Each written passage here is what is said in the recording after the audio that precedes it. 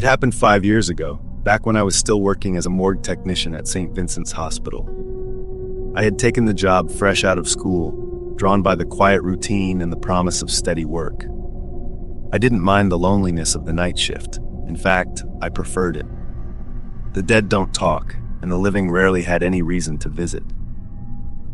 The morgue was a small, windowless space in the basement, connected to the hospital by a long, sterile hallway. It wasn't a place anyone lingered in unless they had to.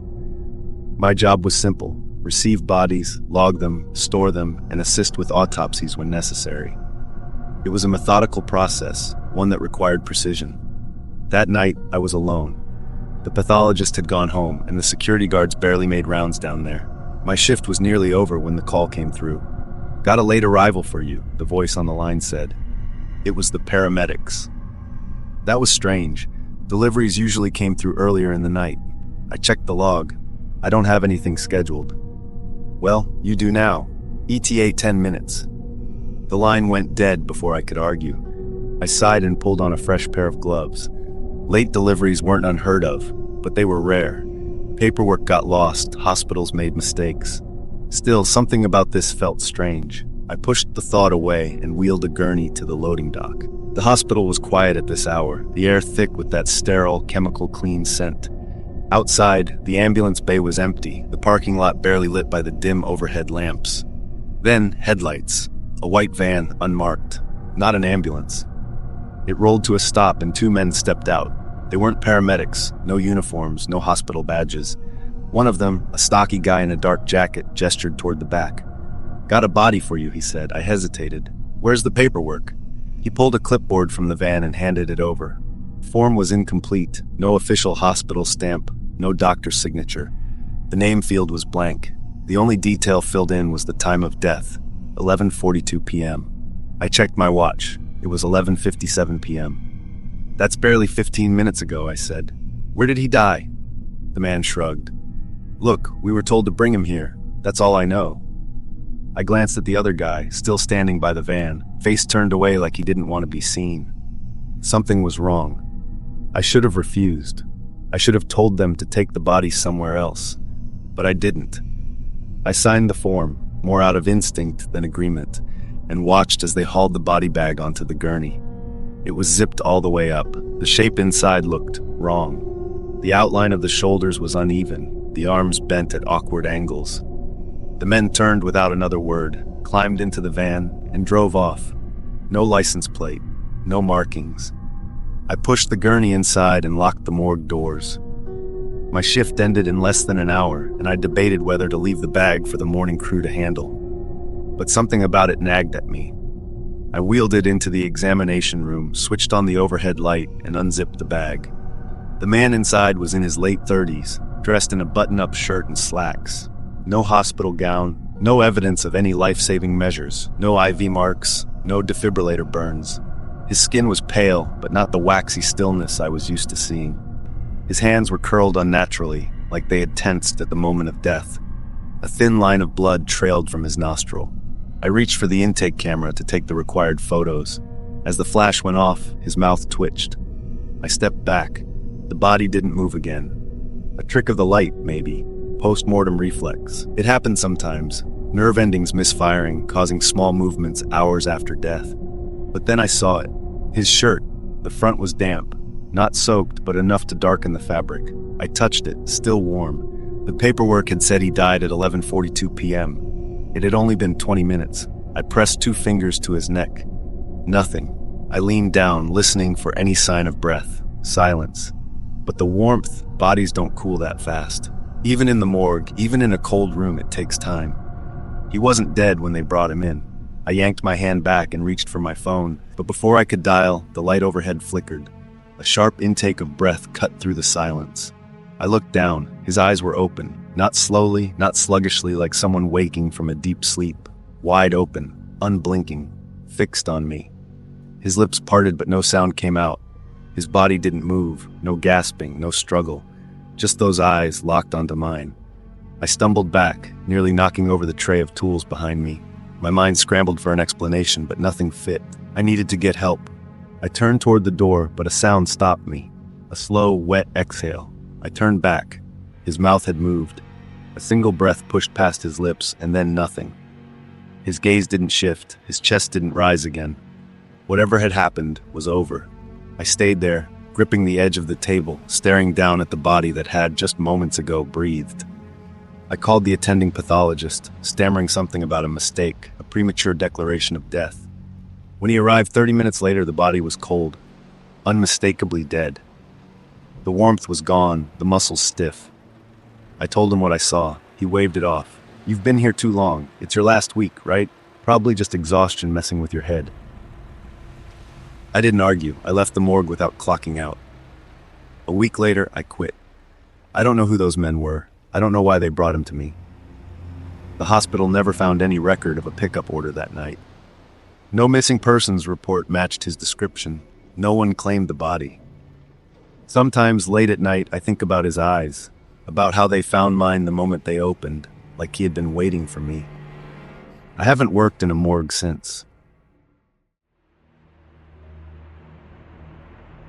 Back in 2022, I worked the night shift at Westbridge Medical Center's morgue.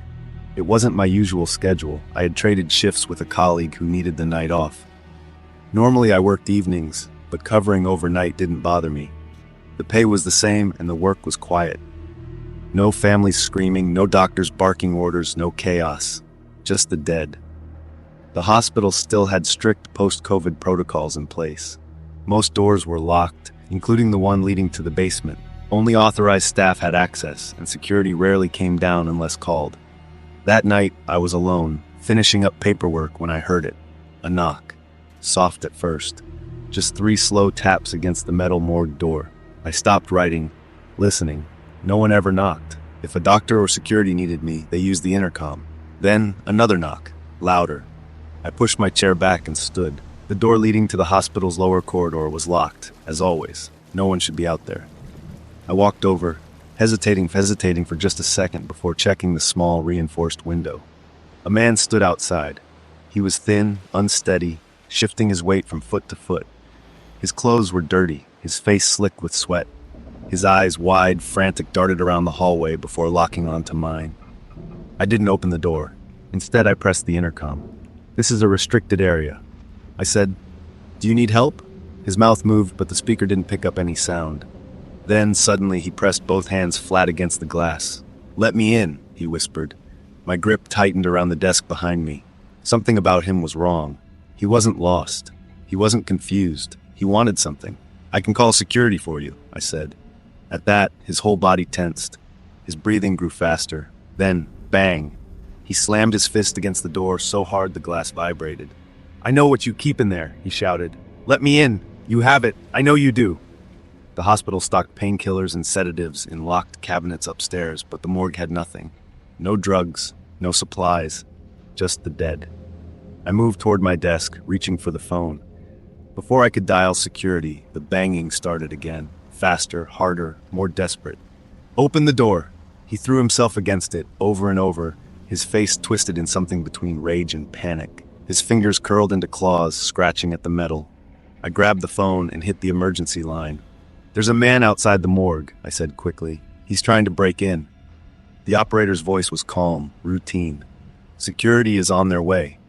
I gripped the receiver tighter as another bang shook the door. Then suddenly, silence. I turned back to the window. He was gone. I scanned the hallway, but it was empty. No footsteps, no retreating figure, nothing. Just the quiet hum of the hospital's ventilation system.